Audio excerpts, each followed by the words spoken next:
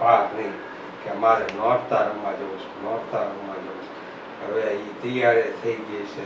હવે કાંઈક મનાવી કાંઈક કહેવું પડશે કે આ જુઓ અત્યારે કેવું કેવું બને છે. એટલે ઘરે આપણે છે ને આપણી સોસાયટી અથવા ઘરે થોડીક માતાજીને ઓલું કરશું.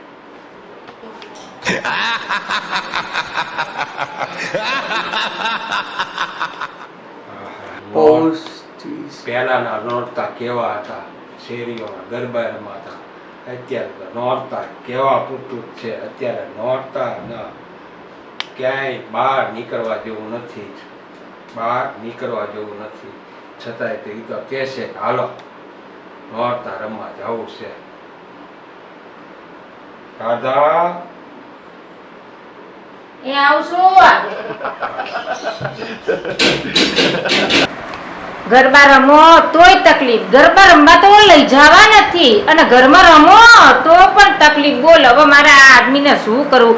આજ તો ગરબાનો વારો પાડી દો. ગરબા રમવા લઈ જાય છે કે નહીં લઈ જતા? ડ્રેસ પહેરી પહેરીને ગરબા રમવું પડે. બોલો તો શું? આજ તો હવે ગરબા રમતી તો જોઈ ગયા છી મને. હવે જોઉં છું એક આયા છે ને હાલ હવે મને ગરબા જોવા લઈ જાય છે કે નહીં લઈ જતા? ચણિયા ચોળી નહીં દેવડાવતા. હાલ હું આવું.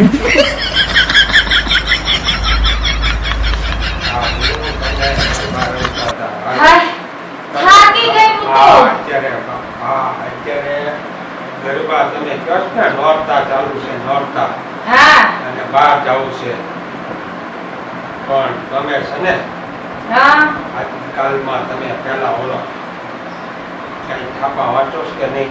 ના હું છે તમે વાંચો છો એટલે તમને ખબર હોય દેશની બધી. હા તો છે ને આપણે બીજે બહાર જવું છું ને બીજા આજે ઈ જવાનું કેન્સલ કરવું પડશે.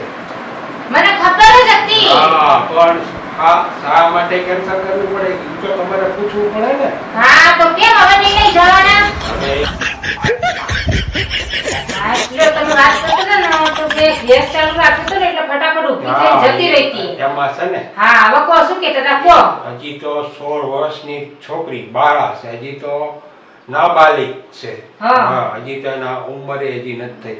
ઈ હજી એમાં છે ને 5 જણાને પોલીસ વાળાએ પકડ્યા છે વડોદરામાંથી. અને એમાં 3 વિધર્મી હતા, વિધર્મી બીજા નાતના, 2 પરપ્રાંતિ મજૂરી કામ કરવાવાળા.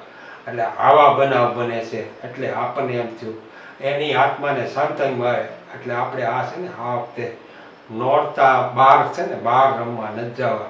આવા બનાવ બને પહેલા તો આપણે ખબર છે ને પોતાની સોસાયટીમાં કરતા, ગરબા કરતા, ઘરે ગરબી કરતા, નોરતા પડખે કાક સોસાયટીમાં ન્યા જતા.